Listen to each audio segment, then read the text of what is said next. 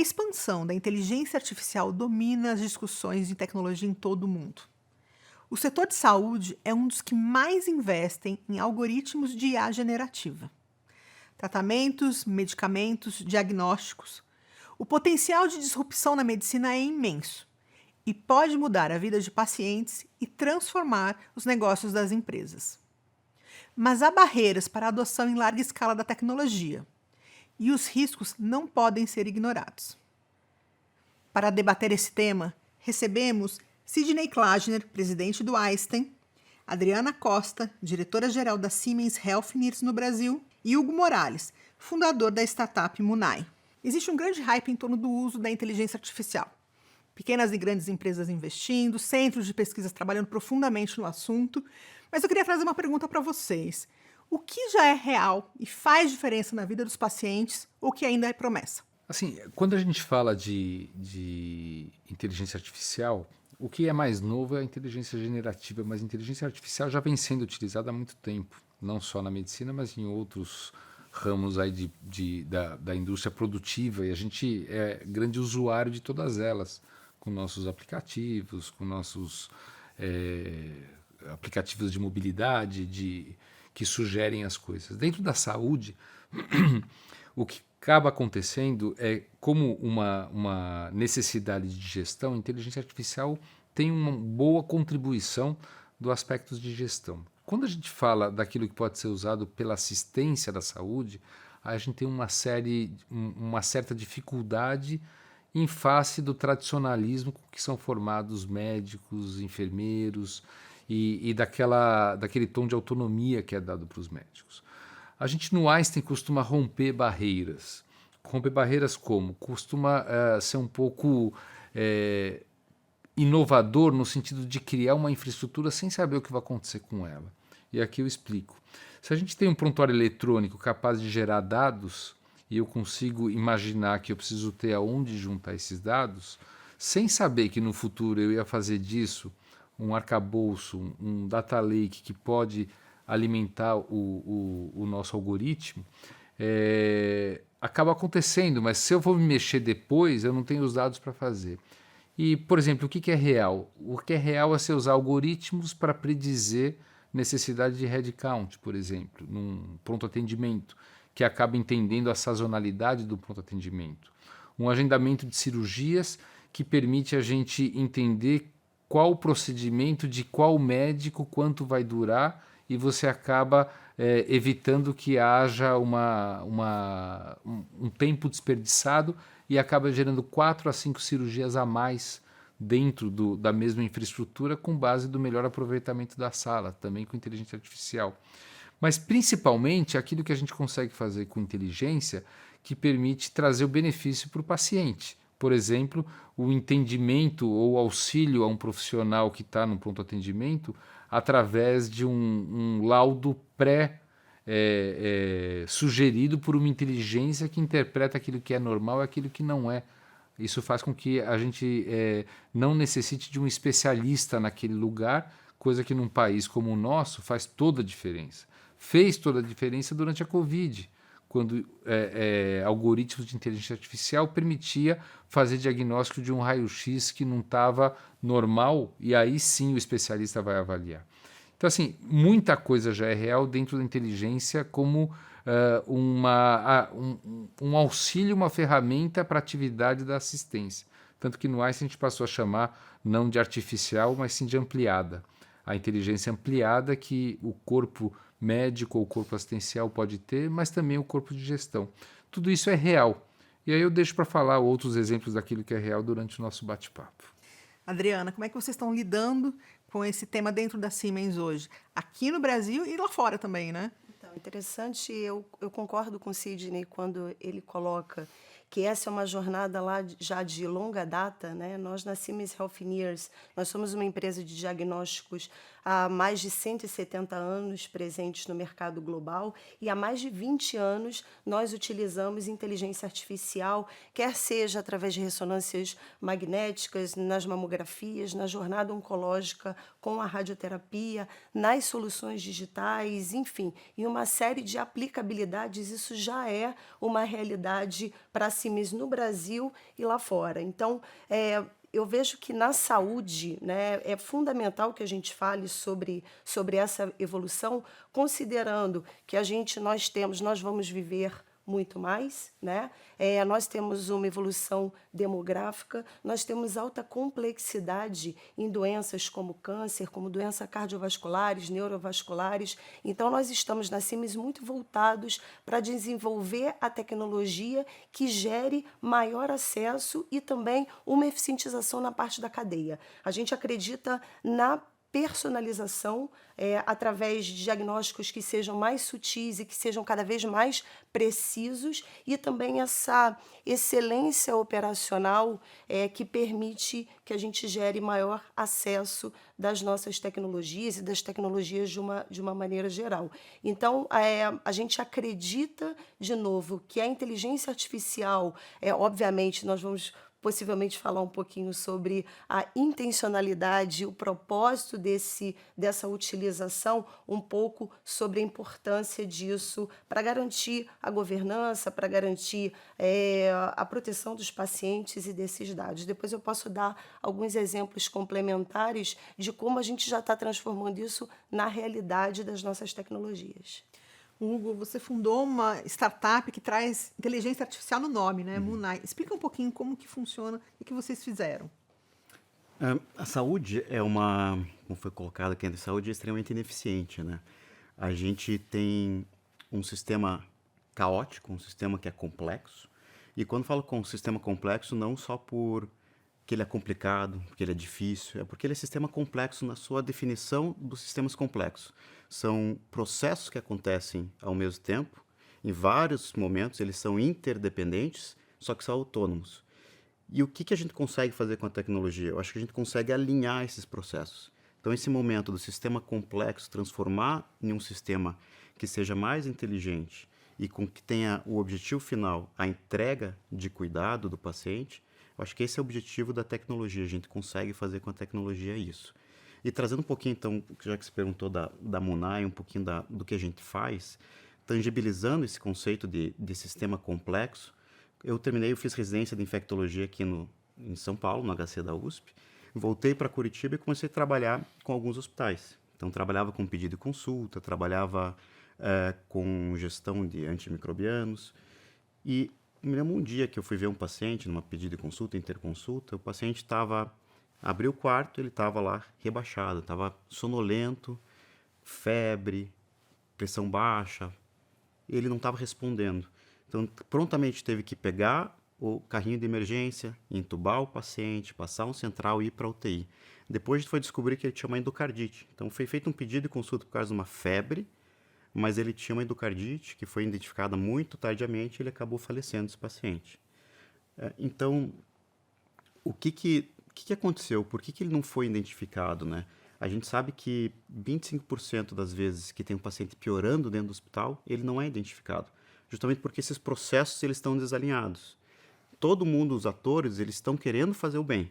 Você tem um médico talvez evoluindo, você tem uma enfermeira que estava fazendo um processo burocrático, o técnico de enfermagem estava passando no leito 1, depois no leito 2, no leito 3, só que aquele paciente estava em pior e ninguém estava olhando para aquilo. Então, se a gente conseguir usar a tecnologia para isso, a gente consegue identificar, isso é real, identificar o paciente em piora para você conseguir ver esse paciente por primeiro e talvez mudar o cenário que aconteceu com esse paciente especificamente. Então, uma das atribuições, uma das aplicações que a gente faz como produto é justamente conectar os dados. Então, todos os dados que tem do prontuário eletrônico e fora do prontuário com outras bases de dados, organizar em um próprio data lake, né, como o Sidney comentou, né, e a partir daí usar critérios e usar regras de negócio que podem ser estatística simples ou pode ser machine learning para você predizer algumas coisas. O que a gente pode predizer? Nesse caso de deterioração clínica, com mais de 120 mil pacientes, a gente viu que os nossos modelos predizem 20%, uma acurácia melhor do que o estado da arte. Então, eu consigo melhorar, eu consigo identificar melhor, e daí falta o passo de passar essa informação para a equipe assistencial.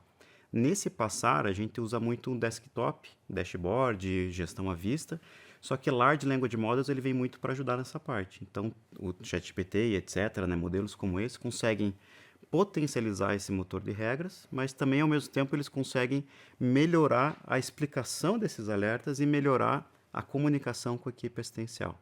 Então, acho que isso é o que é verdadeiro, está sendo feito já e pode ser aplicado. Só queria pegar um pouquinho do hype, né? A gente falou do que é real e do que é o hype. Tem um artigo do Noam Chomsky, né, que é um grande filósofo, um dos maiores, acho que, filósofos vivos, né, na atualidade, do ano passado, que ele abre perguntando: será que a ChatGPT, Large Language Models, IA generativa, é uma realização da engenharia ou da ciência? No sentido, será que ele é uma ferramenta ou será que ele é uma ciência nova? Ele vai gerar alguma coisa novo, né? Porque ele agrega os dados e faz uma predição para a próxima palavra ou próxima imagem, por exemplo. Então, ele é muito mais uma ferramenta do que efetivamente algum ser com consciência. Então, o hype aqui, acredito aqui, seja tudo relacionado a uma IA tem consciência. A IA entende o que está acontecendo. Ela não entende. Ela tem a sintaxe, mas não a semântica. Então, ela consegue estruturar, mas ela não entende o que está acontecendo para efetivamente ter uma consciência que vai ter um grau de moralidade ou alguma coisa assim. Então, tudo que for considerado como consciência e a generalista, né, aquela que consiga performar tudo que o ser humano consegue performar ou até mais superar, eu acho que isso é muito hype. O que é verdadeiro é que a gente tem ferramentas que conseguem ser aplicadas, aqui do ponto de vista de gestão e do ponto de vista assistencial. Claro que no assistencial tem que ter um limiar mais alto para pesquisa. Então, eu preciso ter regulação, etc., para colocar no dia a dia, né? Passamos por vários assuntos, mas eu acho que o que o Hugo acabou de falar tem muito a ver com o que o Dr. Sidney falou sobre a inteligência ampliada. Como é que os profissionais dentro dos hospitais, dentro das empresas, eles estão lidando com a inteligência artificial? Eu sei que falta muita gente nesse mercado, é uma disputa muito grande para profissionais. Os médicos estão lidando cada vez mais com essa tecnologia ali no dia a dia com os pacientes, mas como que é chegar com a tecnologia e implementar no dia a dia no hospital? Primeiro, até para voltar um pouco, sei muito o que o Hugo falou, a saúde, ela carece de mecanismos, por exemplo, de diagnóstico, à medida que a complexidade vai aumentando. Então, hoje a gente sabe cada vez mais, muito mais, a porcentagem de conhecimento que a gente tem. Existe um trabalho faz uns 3 anos, nem me lembro o autor, que falava que para eu ficar atualizado na minha especialidade, eu sou cirurgião digestivo, eu teria que ler 28 artigos por dia. Uau. Não dá tempo de trabalhar. Então, por exemplo, uma inteligência que me ajude a trazer informação que para mim é relevante, me ajudaria muito na minha prática do dia a dia. Aquilo que o exemplo que o Hugo deu da deterioração clínica, nós temos também desenvolvido um algoritmo desse lá no Einstein. Ele vai permitir um raciocínio com uma inteligência ampliada que não é produto do ensino médico, da formação médica. É algo que o cérebro humano é incapaz de avaliar tantos parâmetros ao mesmo tempo para poder dizer isso, o que a gente está desenvolvendo, essa avaliação, por exemplo, em 8 horas esse paciente vai estar muito mal. Então eu não vou esperar 8 horas, vou levar ele para um ambiente onde ele possa ser tratado antes, ou deixar pelo menos o tubo do lado, né, para não ter que sair numa correria. Então isso aqui muda o jeito do médico atuar e passa a ser ampliado porque a inteligência médica ela é insubstituível, mas ela vai ser ampliada às custas de algo que você pode agregar. Isso já também está acontecendo. Porém, a gente tem que quebrar algumas barreiras, de fato, porque, conforme eu falei, o tradicionalismo médico envolve você criar um ambiente em que, primeiro, se torne parte da criação desse algoritmo. E cada vez médicos se dedicam mais a esses assuntos e repliquem. Segundo, a gente precisa de champions, como a gente chama, que passem a usar a tecnologia e mostrar que ela vale a pena. Ou a gente precisa de uma pandemia, para mostrar que a telemedicina era útil e a legislação impedia. Ou a gente precisa de algo que faça com que o tempo que o médico leva para rever um prontuário e rever uma informação seja aproveitado de outras maneiras. Então, hoje, a inteligência ampliada está incorporada no prontuário eletrônico, lá no hospital, com uma forma, e aí já é do Large Language Models, que vai buscar numa base pré-estabelecida, que é o próprio prontuário médico, vai me trazer uma informação que eu demoraria muito para juntar.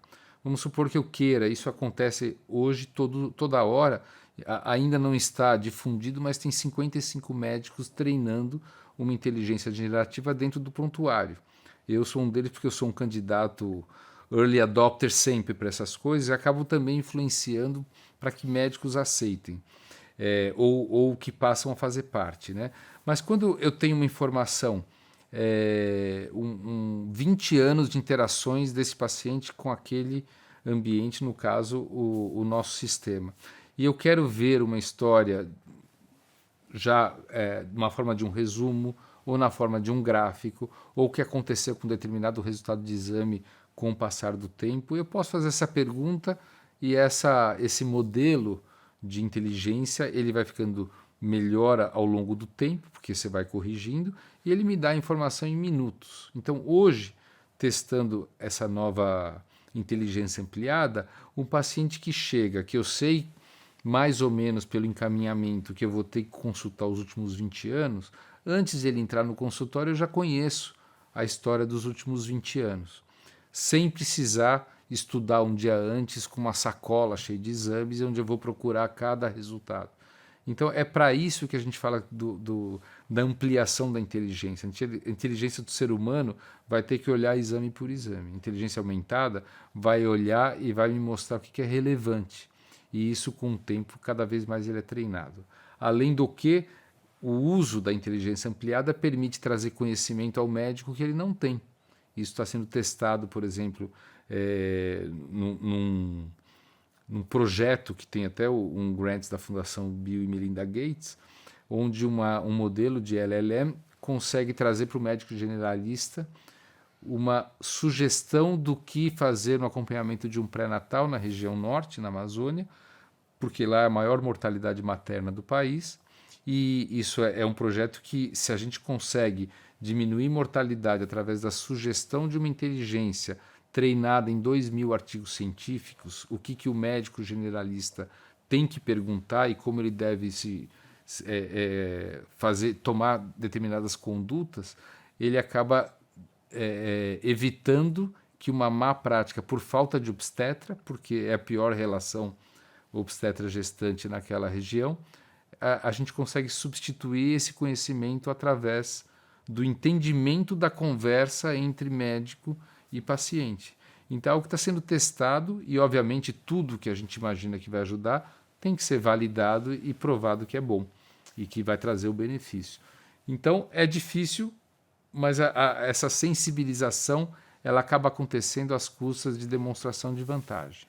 Fabiane, pegando carona um pouquinho dessa questão, eu acho que toda tecnologia, né, ela tem que endereçar soluções para problemas que são complexos, mas obviamente a gente ainda esbarra, a AI vai substituir o papel do médico ou não, mas quando a gente olha os números, os dados da Sociedade, por exemplo, de Radioterapia ou Radiologia, a gente já vê uma tendência de escassez de mão de obra, de profissionais de saúde dentro dessas áreas. Então, uma preocupação que nós temos na Siemens Healthineers globalmente é como nós, uma empresa de tecnologia de diagnóstico, como é que nós podemos suportar os médicos a que eles possam se dedicar mais tempo no seu core, né, e entender o paciente de uma forma cada vez mais humanizada. Então, a gente vem aportando investimento e desenvolvendo várias tecnologias. Hoje, nós temos 1,5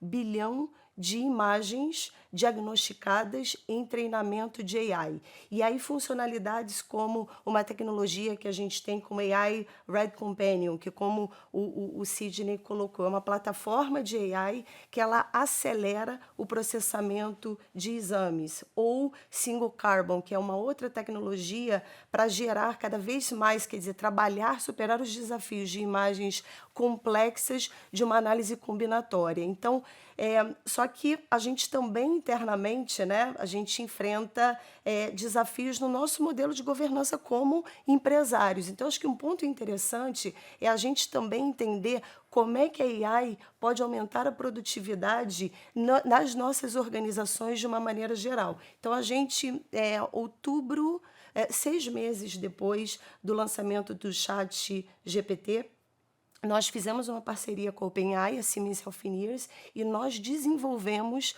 o nosso chat GPT interno. Então, hoje, nossos 77 mil funcionários globalmente utilizam essa tecnologia, essa forma para o quê? Para que a gente possa, por exemplo, medir a eficácia da nossa comunicação global, porque hoje é sempre um desafio de engajamento da parte de comunicação ou gerar boas práticas. Então, a gente consegue entender, por exemplo, e com maior escalabilidade, maior velocidade, boas práticas, por exemplo, de projetos de acesso na África, na Europa, nos Estados Unidos, e que isso fica muito mais fluido e a gente cria uma organização cada vez com mais um pensamento de inovação e maior agilidade, além de uma eficiência nos nossos processos de vários aplicativos, enfim, várias funcionalidades. Então, acho que a gente precisa olhar a tecnologia para entender, não com o olhar de redução de custos, mas como é que a gente pode ampliar a produtividade e destinar os recursos para as grandes complexidades do que a gente precisa endereçar. Eu queria acrescentar uma questão da saúde pública, né? O Brasil tem uma série de desigualdades. Quando a gente vai olhar a questão de equipamentos como ressonância magnética, equipamentos de ressonância magnética, a Avenida Paulista tem uma concentração enorme, né, de aparelhos.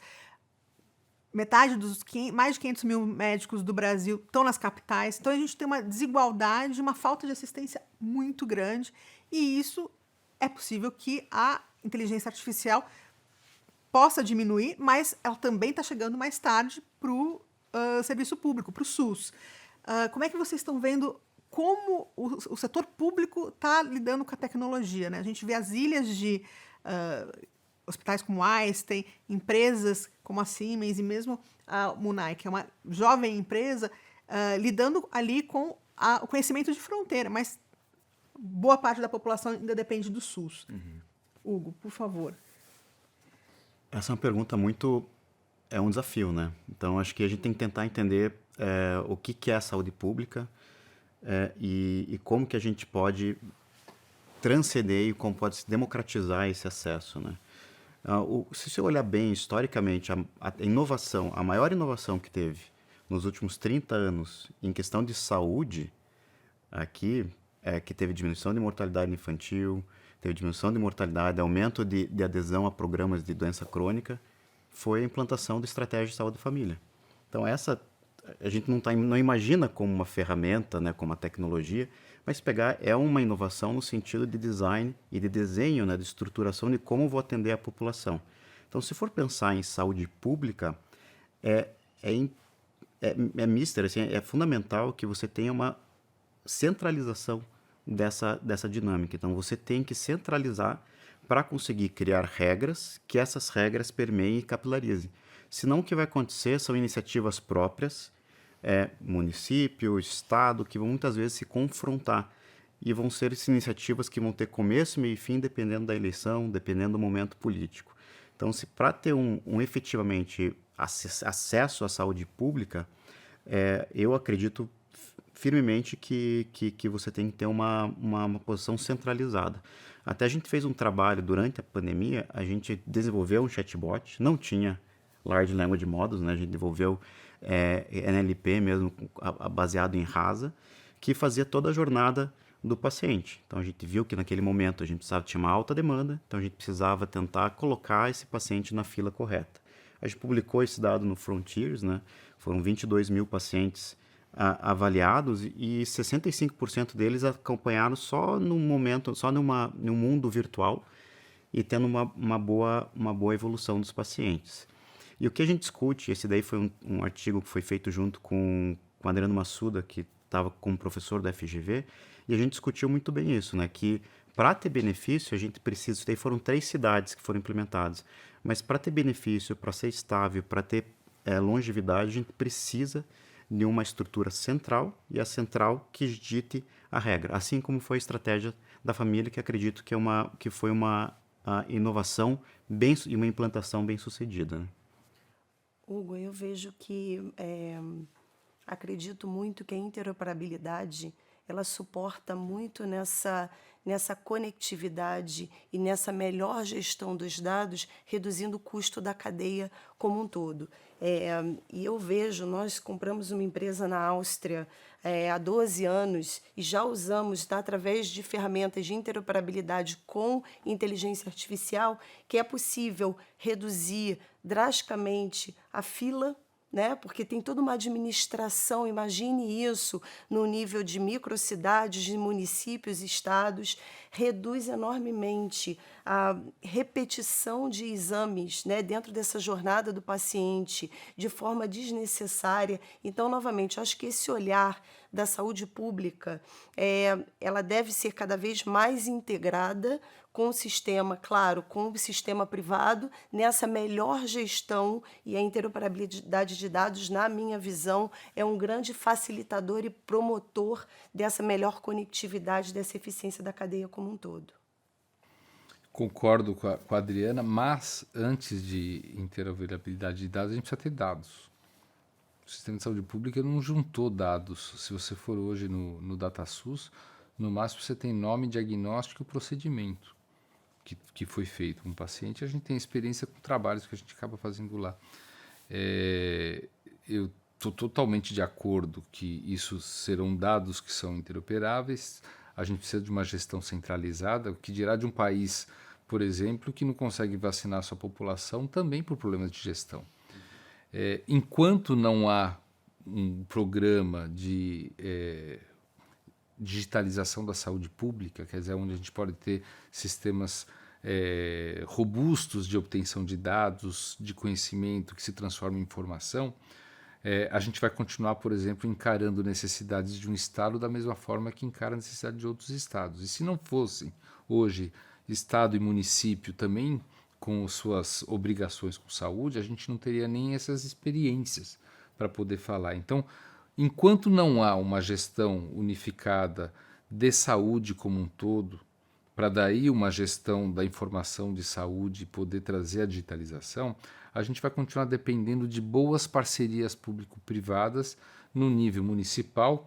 E aí a gente tem uma série de exemplos. O Einstein, no começo ainda, foi no primeiro ano da prefeitura na gestão do João Dória, a gente zerou uma fila de 60 mil pacientes para dermatologia às custas de uma consulta virtual, assíncrona, quer dizer, o médico de família é um aplicativo desenvolvido no hospital, tirava foto de uma lesão dermatológica, associava a anamnese e um time de dermatologistas tinha um momento, era sexta-tarde, o time de check-up do Einstein analisava aquilo e mandava de volta ou biópsia urgente, porque pode ser um câncer de pele, ou encaminha para um dermatologista e ele vai ter que aguardar mesmo, ou ensina o médico de família a tratar. Aquilo zerou em 6 meses 60 mil pessoas numa fila de dermatologia. Mas foi uma iniciativa de uma prefeitura. Ótimo, vamos replicar com outras prefeituras. Isso foi feito, inclusive, a nível de estado. Essas parcerias público-privadas, é inevitável que a iniciativa privada está à frente, né? A CIMI está à frente, a MONAI vai revolucionar muitas coisas com o modelo de inteligência generativa, mas as parcerias conseguem dar exemplos que funcionam bem e continuam fazendo com que a gente mitigue o problema da falta de homogeneização de assistência médica no nosso país. A gente tem uma carência de cardiologistas na região norte e nordeste, num país onde a doença cardiovascular é a que mais mata. Mas a gente tem os melhores tratamentos para transplantes na região sul e sudeste. Então, a gente tem que usar a inteligência artificial, a digitalização, de modo a se transformar em informação e através, por enquanto, de parceria público-privadas, eu posso falar que é a única solução neste momento, antes de ter talvez o tão sonhado, né, o sistema de gestão que vai implantar a nível nacional um programa de saúde pública. E temos um monte de exemplos de outros países que fizeram da mesma forma. Israel, há 20 anos, tem todo o conhecimento e digitalizado da sua população para empreender com startups, com novos modelos, né? A gente tem 230 milhões de habitantes. Saúde na família foi um grande feito do Sistema Único de Saúde. Mas a gente vai depender, no meu modo de ver, de parceria público-privada a nível municipal ainda. Isso possibilita, né, Sidney, que a gente entenda melhor, Fabiano, o que você colocou, os vazios assistenciais, né? Ver identificar quais são as regiões que mais necessitam, além, obviamente, de especialistas, mas tudo que cerca aquela especialidade, enfim. Então, esses dados possibilitam que a gente tenha essa visão melhor e entender também quando essa tecnologia precisa ser reativada, porque tem alguma tecnologia que vai criar maior eficiência, enfim. Então, eu concordo que é essencial que a gente tenha essa boa gestão de dados. Parece ser unânime o problema da interoperabilidade, mas ela é difícil de se resolver, outros países já fizeram, é uma questão da tecnologia ou de uma barreira legal, ou uma questão de força política para se implementar algo que todo mundo consiga conversar no final do dia? Hugo? Não é um problema de tecnologia. É o único que não é, né? Não é problema tecnológico. É todo o resto, né? Exatamente, né? Você tem problemas e desafios de comunicação e de gestão de uma forma geral. O que a gente faz dentro da Munai, a gente criou uma aplicação que faz justamente a transformação de dados de não interoperáveis e transformar no que a gente chama de um protocolo de interoperabilidade. Então, o protocolo de interoperabilidade é uma linguagem. Se eu quero sair daqui e conversar nos Estados Unidos, eu tenho que falar inglês, né? Eu tenho que ter uma linguagem para que eles possam me entender. Como se fosse o Esperanto, o antigo Esperanto de todos do mundo, é o protocolo de interoperabilidade HL7 FHIR. Esse é o nome. E o Brasil mesmo falou que é. Estados Unidos, Europa também falam nessa língua. Então, o que tem que ser feito? As pessoas têm que falar nessa língua. A gente tem uma aplicação que chama Connector, que conecta no hospital ou na rede e transforma isso dentro da HL7 FHIR. Então, acho que isso, trazendo para casa, dentro de casa a gente consegue analisar. Por que é tão importante? Eu posso pegar meus dados, minha coorte de dados e mandar para Harvard e eles conseguem eventualmente também entender e ter mais, conseguir ter análises em cima desses dados. Senão são laranjas e maçãs. Eu tenho que ter o mesmo nível de linguagem para que a gente possa conversar e consiga gerar dados e informação, né? E um ponto importante de dados é que o dado tem que ter uma finalidade.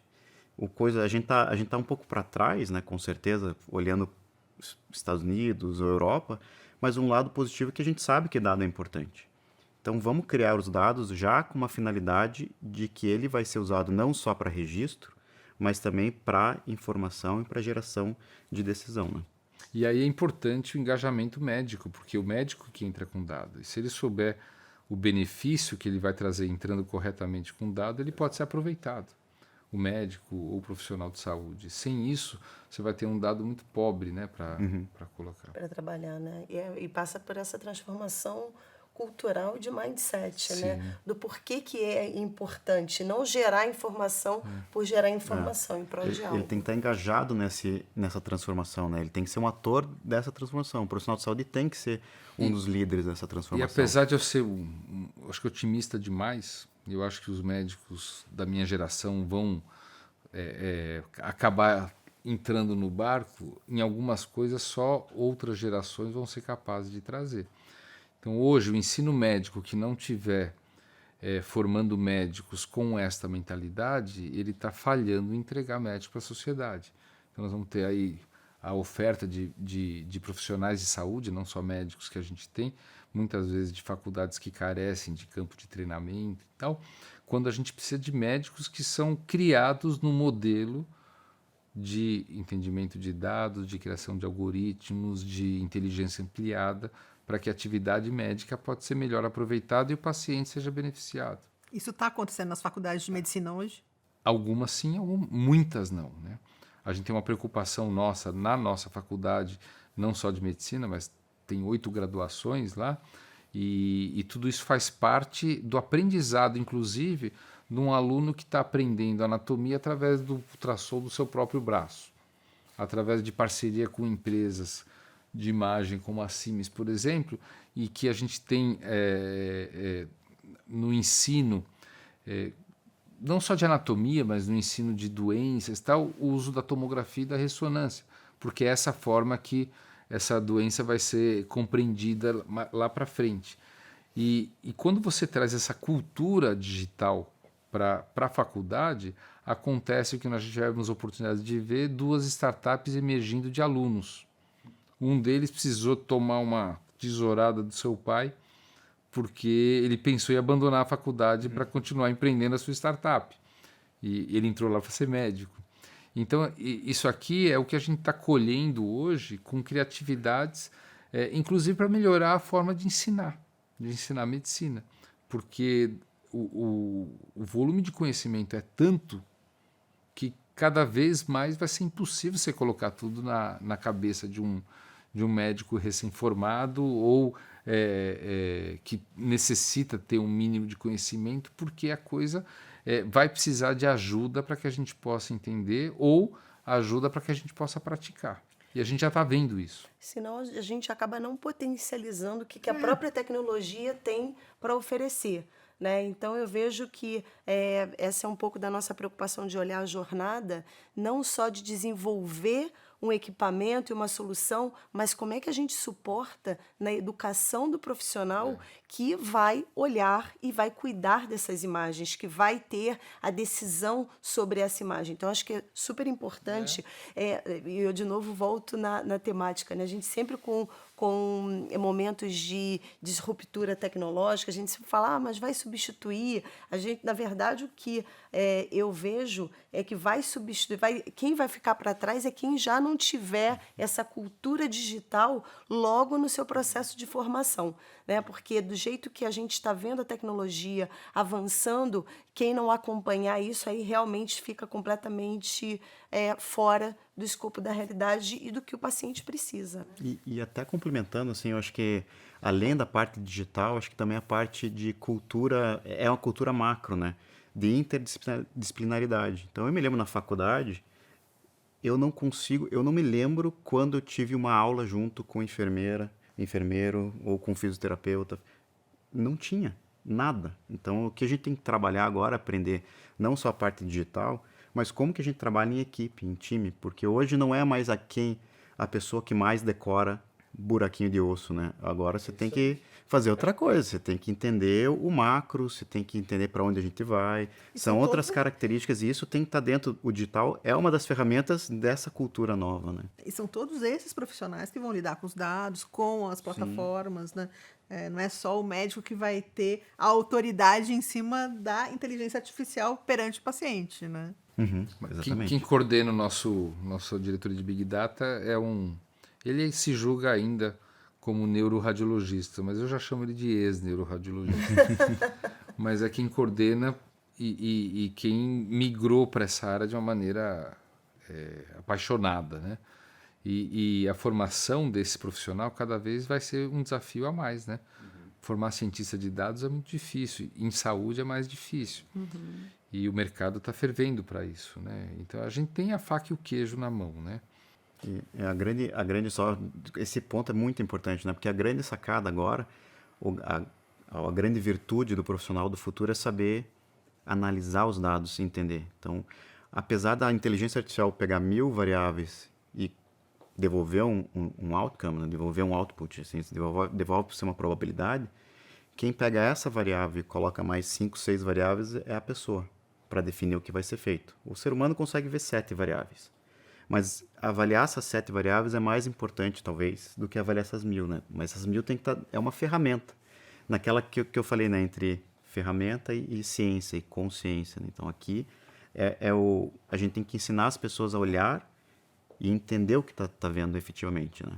Hugo, é interessante porque quando você fala da consciência da escolha do que vai ser colocado na análise dos dados, senão a gente vai replicar os vieses que a gente tem hoje. Então, se a gente analisa esse grupo, por exemplo, para as doenças epidemiológicas, e só olha, né, um grupo, por exemplo, de gênero, de homens, e com uma baixa representatividade de mulheres, ou de grupos étnicos específicos, a gente vai acabar replicando os vieses que a gente tem hoje. Então, é muito importante essa consciência na análise para gerar esse produto, né, como resposta. Eu queria entrar bem nesse ponto que a Adriana falou.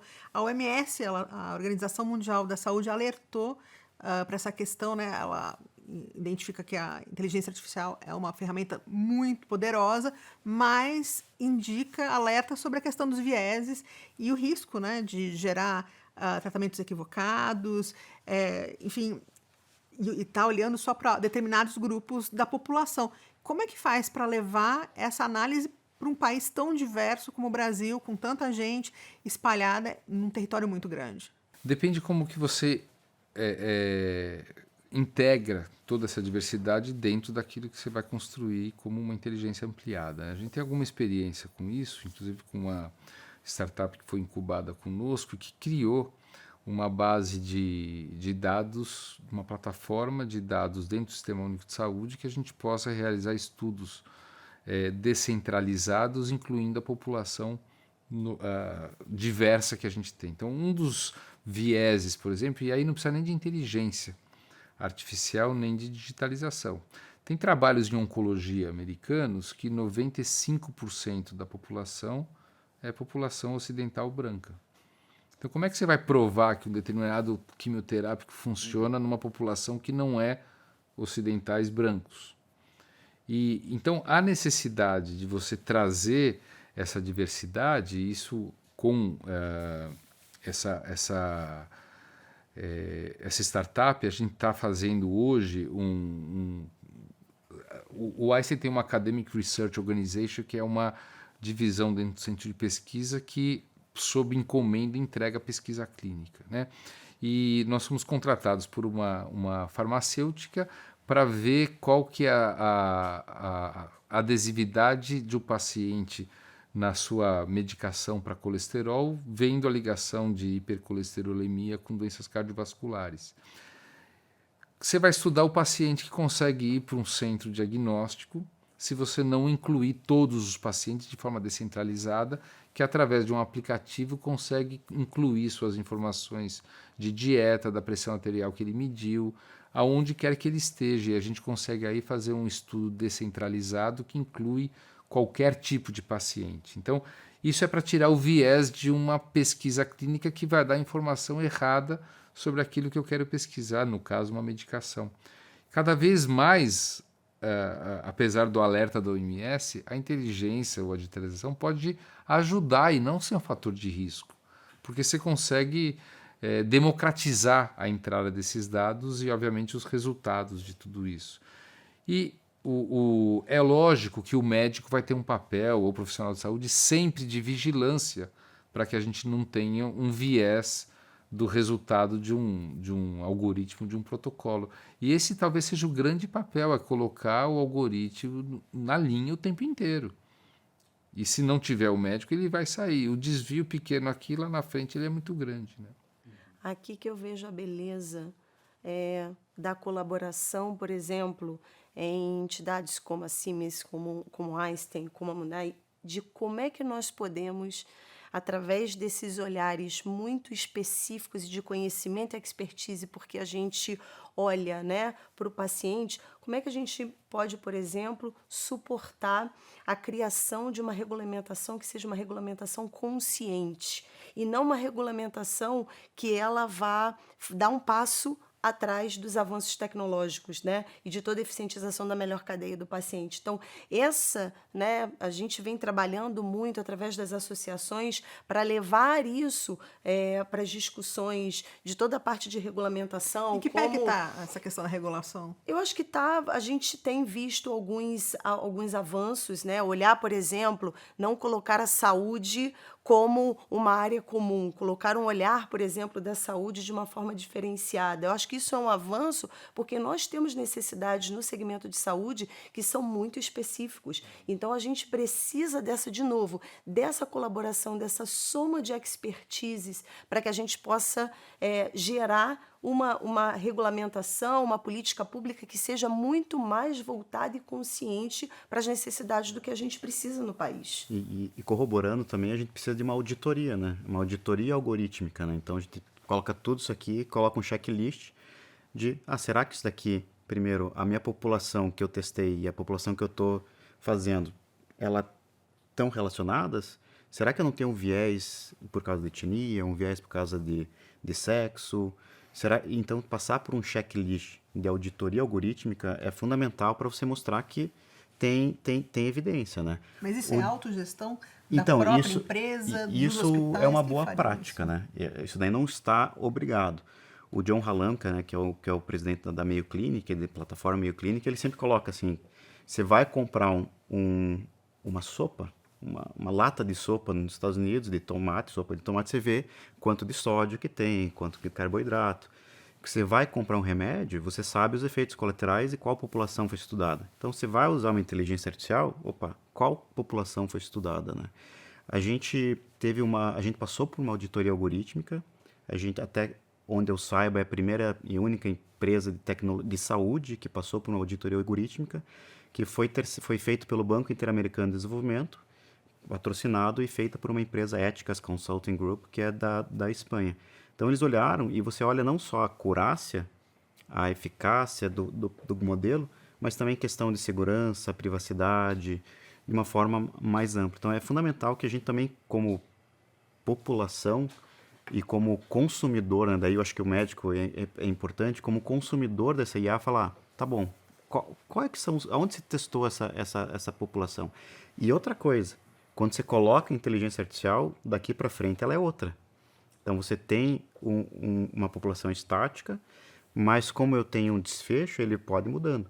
Então, você tem que ter um acompanhamento, que a gente faz para deterioração clínica, tem os scores, e você vê para cima e para baixo. Se ele tiver um piora do score, ele tem uma deterioração do modelo de deterioração clínica. Então, eu estou vendo que o meu modelo está deteriorado também. E a gente tem que avaliar e tem que acompanhar, né? Queria colocar um ponto que outro alerta vem especificamente sobre as plataformas de linguagem, como o ChatGPT, né?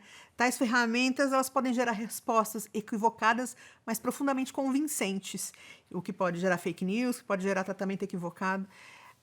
Como é que vocês veem esse alerta também da proliferação de inteligência artificial de má qualidade sendo produzida no final das contas?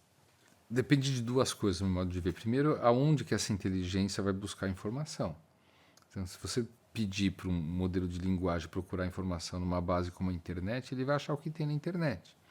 Dependendo do volume de informação de determinado assunto, você vai gerar uma informação que é inadequada e que ela está disponível e que ela carece de uma chancela, que o Hugo falou bem agora, e eu tinha falado da vigilância ou da observação se aquilo está dando a informação correta ou não por alguém capacitado para isso. Então, quando eu falei do modelo que nós estamos fazendo para treinar médicos de família a atuarem como obstetras, essa GenAI que foi criada lá, ela está treinada e a base de procura são 2.000 artigos científicos e diretrizes de sociedade. Não vai sair uma má informação disso. Então, assim, a gente quando consome qualquer tipo de alimento ou de produto tem o selo do Inmetro, né, que você falou agora, né, ou o selo de gasto de energia de um refrigerador. Então você sabe o que está acontecendo. Aquele algoritmo vai ter que ter um selo, qual base que ele está procurando, essa informação que ele falou. A gente tem uma parceria com a Mayo Clinic de uma plataforma única há algum tempo, então esse a gente conhece bastante o Halamka, né, as coisas que ele fala. Mas esse é um lado, né, aonde ele vai procurar. O outro lado, né, para que a gente evite ter informação que não é aquela, é a própria vigilância, né? Eu vou usar isso como uma ferramenta que me ajude. No momento em que, vamos supor que alguém vai obter uma informação de saúde através de uma pesquisa de internet generativa e ela sai, isso não pode ser usado como um tratamento se não tiver a chancela de alguém que está olhando acontecer, né? Ou, por exemplo, no caso da Adriana citou lá na parte de imagens, né? Tem um radiologista que está olhando o que está saindo sempre, porque se o modelo ele deixar de dar a informação correta, alguém vai ser prejudicado. Mas que ele pode facilitar a vida do radiologista no andamento da sua atividade, sim. Então, acho que são duas coisas. Qual o direcionamento da base de pesquisa e a vigilância que isso aqui tem sempre. Pode ser de sociedades, pode ser de regulação, pode ser de um processo, pode ser de uma outra inteligência que a auditoria que você comentou agora. Então, isso aqui é a regulação que eu acho que a gente carece e que está sendo discutida exaustivamente a nível de congresso, por exemplo, e que o mundo está discutindo também na parte da saúde. Eu acho que até uma coisa que a Adriana, complementando e falando que a Adriana comentou também sobre a IA generativa, né? Porque pegando essa questão dos dados, né? É interessante porque ela tem uma tendência de deteriorar se ela ficar só nesse mundo que a gente está, né? A gente precisa de novos conhecimentos. Tanto que nesse artigo do Noam Chomsky, ele faz uma comparação. Se eu perguntasse lá no Aristóteles, no tempo de Aristóteles, se uma maçã cai no chão, qual que é a resposta? É porque ele está voltando ao seu ser natural, que é a Terra, né? Se for por mais para frente, se pegar em Isaac Newton, é por causa da gravidade. Einstein vai ter outra resposta. Então, o que acontece? Esse ChatGPT, ou LLM, ele vai buscar as informações que existem e vai dar a resposta que a gente já tem, né? Então, isso é muito perigoso, a gente ficar também sequestrado por essa informação. E a solução, acho que é essa, né? A solução é você conseguir ter bancos de dados, e é isso que a gente também está fazendo, né? Coincidentemente, a gente foi um dos grantees também do Bill e Melinda Gates, junto com o Sampa, né? E outros projetos, né? É bem interessante, foram 1.400 projetos, mais 1.400 projetos, e só 51 foram selecionados no mundo inteiro, e trabalhando em LLM em saúde, desculpa, em impacto social. E nesse LLM, o que a gente faz? A gente tem um banco de dados e usa uma técnica que é RAG, né, que é Retrieval Augmented Generation, que você vai basicamente buscar informação. Então, ao invés de você estar só na internet, é como se tivesse uma lista de livros, né, 2.000 artigos científicos, guidelines, e eu vou mostrar exatamente aonde que está dentro desses artigos a resposta. Então, ele não é solto, e isso faz com que a alucinação diminua muito, né? Mas é importante, se for usar modelos abertos, a gente não sabe nem qual que é a base que o ChatGPT ele foi treinado. Então, ele com certeza vai ter alucinação, porque é do modelo, e ele é muito convincente porque ele é feito para predizer a próxima palavra. Então, você vai ter 99% certo, só que 1% no meio errado. E isso pode fazer toda a diferença no caso, né? Então, acho que eu vejo que, em resumindo aqui essa discussão, toda a parte da tecnologia, dos avanços, ela tem que seguir com uma discussão ética, de governança, de responsabilidade, né, por essa cadeia. Então, de novo, eu vou repetir, eu acredito muito na soma das expertises para gerar uma melhor proteção, para gerar uma melhor regulamentação. Por quê? Porque, na verdade, tudo que a gente está colocando aqui esbarra pela discussão de princípio e de intencionalidade do que a gente está fazendo, né? Então, acho que é super importante a gente estar com as nossas organizações investindo em tecnologia, em cultura, mas que a gente possa aprimorar cada vez mais essa responsabilidade da governança sobre a administração desses dados e do que a gente vai gerar como output final da tecnologia. E essa questão da governança entra a questão da privacidade, né? Claro. Muita gente não confia, muita gente não quer dividir o dado. Como mostrar para a população que ela pode compartilhar e seus dados vão ser analisados em grupo, né? E que ao dividir seus dados ela não está jogando contra si própria, né? Acho que é um pouco o que o Sidney colocou, né? O selo da geladeira, a transparência com que a gente vai colocar isso de uma forma cada vez mais democratizada, né? E como é que a gente garante para toda a cadeia que isso, olha, eu posso confiar. nessa informação. Então, cada vez mais que a gente tem essas auditorias ou esses selos certificadores ou esses guidance, a gente consegue dar maior transparência e, principalmente, conforto de confiança para esse usuário, para o paciente. E precisa de educação, né? Porque se alguém não divide seus dados de saúde, mas chega no aeroporto e conecta no Wi-Fi gratuito, já ele dividiu com o Wi-Fi gratuito, né? E isso aqui, hoje você tem empresas que você compra informação por conta dessa mobilidade urbana e tal, que está escancarada lá, né? Mas alguém está cuidando bem disso ou tem que demonstrar que está cuidando bem, e aí seja qual forma de chancela que ele vai ter. Só voltando um pouquinho na base de dados que o Hugo estava falando, quando eu comecei a falar sobre o prontuário eletrônico e que a inteligência vai buscar a informação do paciente, é um grande exemplo. O ambiente de procura ele é restrito, ele é a informação que está no prontuário. E daí a importância de quem preenche o prontuário preencher com informação relevante para que esse resultado seja aproveitado.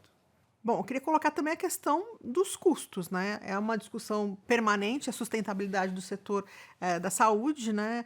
Custos crescentes, a população envelhecendo. Como é que a inteligência artificial ajuda a melhorar a economia, a eficiência, a gestão das empresas de saúde? Na verdade, se você quiser crescer com digitalização da sua empresa, o custo ele é infinito. Ele pode chegar onde você quiser e a gente precisa tomar muito cuidado porque é como se fosse uma empresa dentro de outra empresa. Aí a gente tem, no meu modo de ver, duas formas de entregar esse retorno. Um é o próprio exercício do propósito, né? Se eu estou construindo algo que vai trazer para o centro das atenções de uma empresa de saúde, é o paciente, alguma coisa relevante ou que melhore a sua capacidade, a sua saúde, eu estou entregando um melhor atendimento.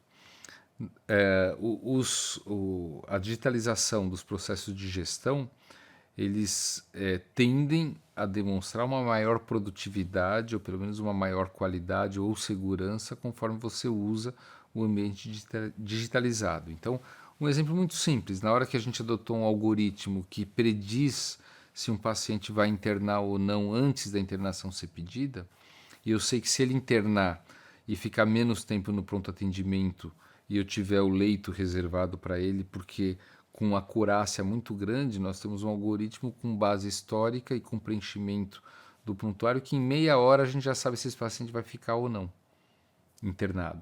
Aí eu já reservo o leito. Se ele estiver no local certo para aquela hipótese diagnóstica, ele fica 15% menos tempo internado, a rotatividade do leito é maior, eu gero mais leitos virtualmente.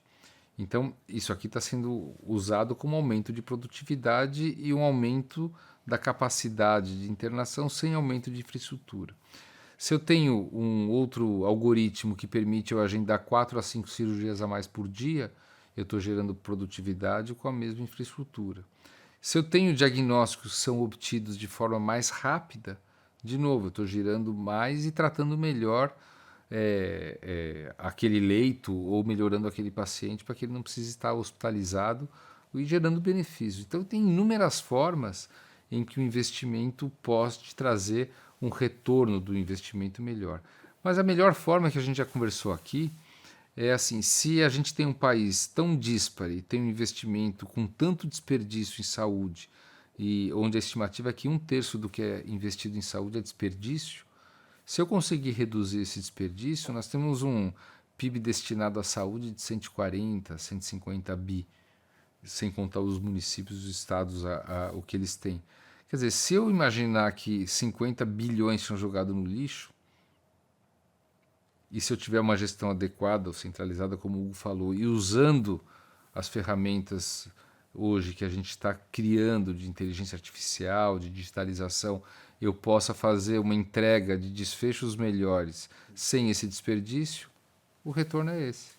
E ampliando, né, a gente está obviamente falando aqui da área de saúde, mas nós falamos inicialmente que as capacitações de todos nós, né, precisa ir evoluindo à medida que a gente vai vendo essa jornada tecnológica. Então, utilizar a inteligência artificial também em prol do desenvolvimento dessas novas capacitações. E, claro, para isso a gente precisa o quê? Todo mundo, todas as organizações estão medindo seus níveis de workload, de força de trabalho, de saúde mental. Então, é fundamental que a gente fale um pouco desse propósito também nas nossas organizações e tire essa carga, por exemplo, de muitas vezes tarefas repetitivas que não são necessárias para abrir espaço para o desenvolvimento, por exemplo, de líderes e colaboradores cada vez mais humanizados, que tenham novas capacitações. Então, acho que é claro que isso, no fundo, a gente pensa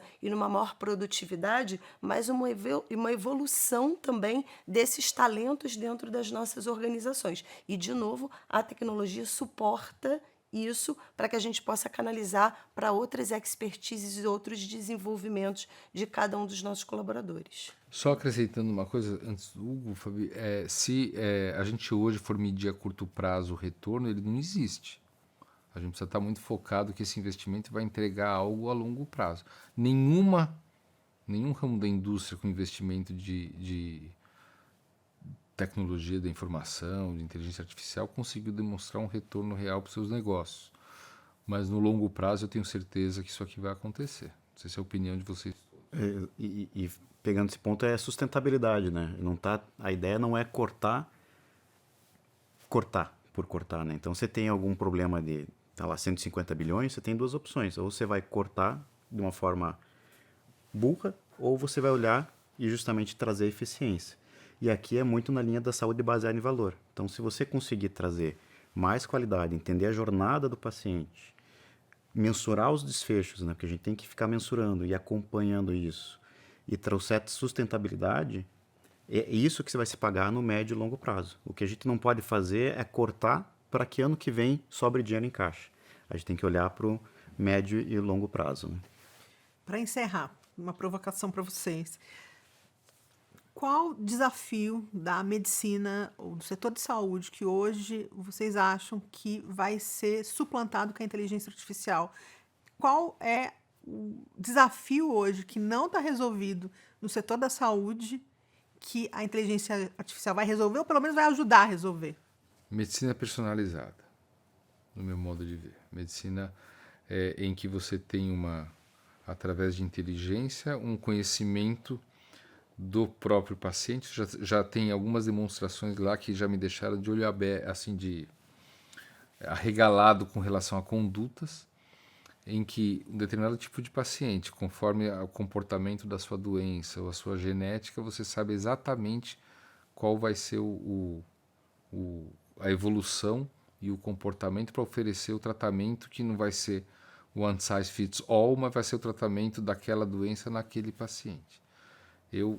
Obviamente que é uma esperança pessoal. A gente tem um centro lá no Einstein já entregando algumas coisas que eu jamais imaginaria na minha formação como cirurgião digestivo no passado, e que hoje está mostrando que casos que a gente, óbvio que operaria como primeira conduta, está mostrando que a cirurgia não terá um benefício melhor do que um outro tipo de tratamento para aquele paciente, para aquela doença, para aquele tumor.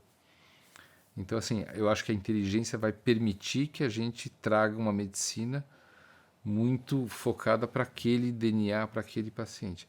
Ah, mas isso quando? Não sei.